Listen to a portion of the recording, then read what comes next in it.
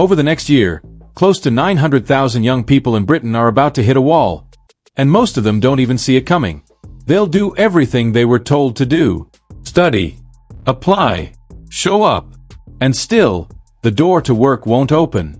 If you already have a job, if you're hunting for one, or if you're a parent watching your children prepare to step into the working world, this isn't just background noise. What you're about to hear should change how you think about jobs in this country forever. Because this isn't a temporary slowdown or a bad season. Britain is quietly redrawing the rules of work. Some people will still be allowed in. A growing number won't. And by the time this video ends, you'll have a very clear idea of where you stand, and what choices still matter. Before we go further, make sure you're subscribed to UK Economy Explained. We don't just repeat headlines here, we explain what they actually mean for real people. Now let's talk about the part no one wants to say out loud. The UK job market isn't wobbling. It's breaking. And every month, the cracks are getting wider. Unemployment has now climbed to 5%. On paper, that might not sound dramatic, but context matters. That figure is the highest we've seen since 2021, right in the shadow of the pandemic. And unlike then, there's no clear recovery path forming. The trend isn't flat. It's rising. Right now, 79 million people are officially out of work. That's 282,000 more than a year ago. Pause on that number. In just 12 months, unemployment has grown by the size of an entire mid-sized city. And that's only what's visible. What's happening underneath is far more worrying. This is the part most reports skim past. Job vacancies, the actual opportunities people depend on, have been shrinking for 39 straight quarters. Nearly a decade of decline. Back in 2022, employers were advertising around 1.3 million roles nationwide. Today, that number has collapsed to just 723,000. That means more people chasing fewer jobs every single month. And when that happens, someone always loses. That's almost 600,000 jobs that have simply vanished. Not paused. Not delayed. Gone. And this is where the picture turns even darker. Right now, for every single job that's available, there are 2.5 unemployed people chasing it. That kind of pressure hasn't existed outside a crisis period since 2015. So if you're sending out applications today, you're not competing with one or two others. You're fighting against several people who need that same job just as badly as you do. And the damage isn't hitting some niche corner of the economy. It's hammering the industries that millions of everyday workers rely on. Retail has already lost 45,600 jobs in just 9 months following the autumn budget. Hospitality has been hit even harder. 89,000 roles wiped out. Just erased. Together, these two sectors account for more than half of all job losses across the entire country. Let's stop pretending these are abstract figures. When hospitality loses 89,000 jobs, that's your local pub turning off the lights for the last time. That's the restaurant where birthdays were celebrated suddenly gone. That small cafe that survived recessions and lockdowns, closing its doors after 20 years. This isn't data on a spreadsheet. It's towns and high streets slowly emptying out. But there's an even deeper problem hiding underneath all of this. A crisis inside the crisis. And it's barely being discussed. Right now, 9.08 million working-age people in Britain are classed as economically inactive. That means they're not employed, and they're not even searching for work. More than 1 in 5 adults of working age have effectively stepped away from the labor market altogether. The biggest driver of this? Long-term illness. 2.8 million people are out of work because their health won't allow them to work. That's 7% of the entire working-age population. No other G7 country comes close to that level. Britain has quietly become the sick man of Europe, and the gap isn't even close. The cost of this is staggering. Government estimates put the lost economic output at least £130 billion, and that figure doesn't even include welfare spending. Another review suggests that simply reducing sickness absence and helping people back into work could add £150 billion a year to the economy. That's an enormous amount of potential being wasted, not because people don't want to work, but because the system can't keep them healthy enough to do so. Now here's the part that should genuinely stop every parent in their tracks. The situation for young people isn't just bad, it's running away from us. Youth unemployment is accelerating fast, and it's doing real damage. For people aged 16 to 24, the unemployment rate has climbed to 15.3%. That's more than 3 times higher than the national average. Put simply, almost 1 in every 6 young people who wants a job cannot get one. At the same time, 946,000 young people are now labeled as NEET, not in education, not in work, not in training. Nearly 1 million young lives on pause. No direction, no momentum, and the number is still rising. So what's driving this collapse? One factor stands out above all others. Mental health. Young people dealing with mental health conditions are almost 5 times more likely to be economically inactive than their peers. 5 times. Since 2019 alone, the number of 16 to 34-year-olds who are out of the workforce due to long-term mental health conditions has increased by 190,000. That's a 76% jump in just 5 years. Government data shows that roughly a quarter of everyone who's economically inactive because of ill health is under the age of 35. These aren't people winding down after decades of work. These are young adults who should be building careers, gaining experience, earning independence. Instead, many are stuck at home, watching opportunities slip further away every month. And this is where the damage becomes long-term. If someone is unemployed for less than a year, they're 5 times more likely to return to work than someone who's been out longer. Time is the enemy here. Every month that passes makes it harder. Every year increases the risk that this becomes permanent. So how did we get here? This didn't happen by accident. It's the result of a perfect storm hitting the job market all at once. Start with the national insurance shock. In April 2025, employer contributions were raised from 13.8% to 15%. That alone hurt. But at the same time, the earnings threshold dropped from £9,100 to £5,000. For a small business with 10 staff earning around £35,000, that's an extra £4,200 a year straight out of the door. For larger firms, the additional cost runs into hundreds of thousands. The Office for Budget Responsibility initially warned this could cost 50,000 jobs. The reality has been far worse. In hospitality alone, 1% of the entire workforce has disappeared, around 7 times faster than the wider economy. And these taxes landed on exactly the wrong places. Sectors filled with working-class jobs, part-time roles, and young people trying to get their first chance. Then came the minimum wage rise. The national living wage increased by 6.7%, reaching £12.21 an hour. For workers who stay employed, that's a win. No argument there.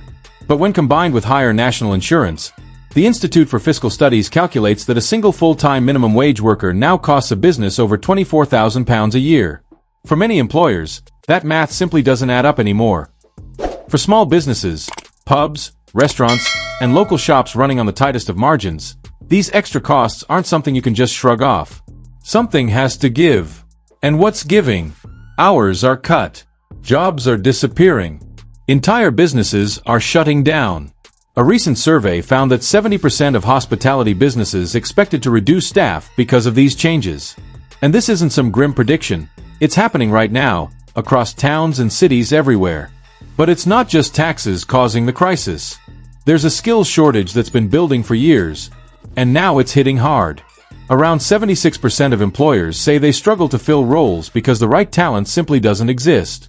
The construction sector, for example, will need an extra 1 million workers by 2032 just to meet demand.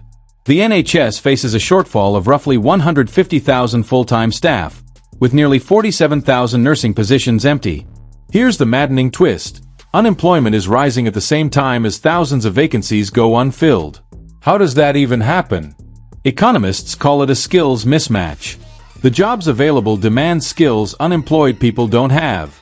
Meanwhile, the skills people do have are for roles that have vanished or moved overseas. The World Economic Forum warns that by 2030, 39% of workers' core skills could be outdated. And shortages in digital skills alone could cost the UK economy £27.6 billion by the end of the decade. That's over 380,000 jobs at risk simply because proper training never happened. It's a strange and frustrating reality. Businesses want to hire. People want to work. But the system hasn't prepared anyone to connect the two. And the impact isn't the same for everyone. If you're over 50 and have worked in the same industry for decades, job security feels shakier than it used to. Many older workers are leaving due to musculoskeletal and other health issues, and re-entering the workforce at that age is extremely difficult. There's little support for retraining or switching careers. For disabled people, the barriers are even higher. Only 53% are employed, and they are more than twice as likely to be unemployed, nearly 3 times as likely to be economically inactive, compared to non-disabled people. Without timely workplace adjustments, self-employment often feels like the only option, even when it isn't what they truly want. And young people, they're facing hurdles previous generations never saw. The share of 18 to 24-year-olds unemployed for over a year is now the highest in a decade. These aren't kids who don't want to work. The odds are just stacked against them in ways that feel impossible to overcome. These young people are stuck in a loop, applying to job after job, getting rejection after rejection, because there simply aren't enough entry-level positions to go around. And the worst part? The biggest drop in employment is happening to those just starting out. Young workers looking for their first jobs are missing out on vital experience and skills. That means even if opportunities appear later, they're less prepared to seize them. It's a trap, and the longer it goes on, the harder it is to escape. Step back for a moment and consider the bigger picture. The UK has over 9 million people not working. A third of them are sidelined by long-term health issues. That's lost potential for the individuals, for businesses that need talent, and for communities that rely on thriving local economies. The government has set a goal of 80% employment, which would require adding at least 1.5 million people to the workforce. But here's the catch. Over 300,000 people leave the workforce each year due to illness. It's like trying to fill a bathtub while the drain is wide open. Meanwhile, the industries that should be creating jobs are shrinking instead. Hospitality alone has seen nearly 600 closures of pubs, restaurants, and bars in the past year, roughly 2 per day. Every closure isn't just a lost job, it's a lost community hub, an emptier high street, a local economy taking another hit. The British Chambers of Commerce is calling for urgent joint action between government and business to reverse this trend. Their message is simple. If growth matters, we must stop this loss of talent before it becomes permanent. So, what's actually being done? And what more needs to happen? The government has launched several programs. The Keep Britain Working Review looks at tackling economic inactivity. Skills England aims to coordinate training and close skills gaps. The Youth Guarantee promises education and career support for all young people. They've invested £26 billion in the NHS, including mental health services, and recruited 8,500 additional mental health workers. The Talking Therapies program has helped nearly 70,000 people with mental health challenges return to employment. But critics say it's still not nearly enough. The facts speak for themselves. Unemployment is climbing, vacancies are falling, and economic inactivity remains stubbornly high. Trade bodies are urging action, lower business rates, tweak employer national insurance, and cut VAT for hospitality. Without serious intervention, more jobs will disappear, more businesses will close, and high streets will continue turning into ghost towns. The Keep Britain Working Review ultimately calls for a complete overhaul of workplace health, with stronger support for keeping people at work during illness and faster, more effective paths for getting them back into employment when they fall out. This isn't just policy. It's about real people, real jobs, and the future of entire communities.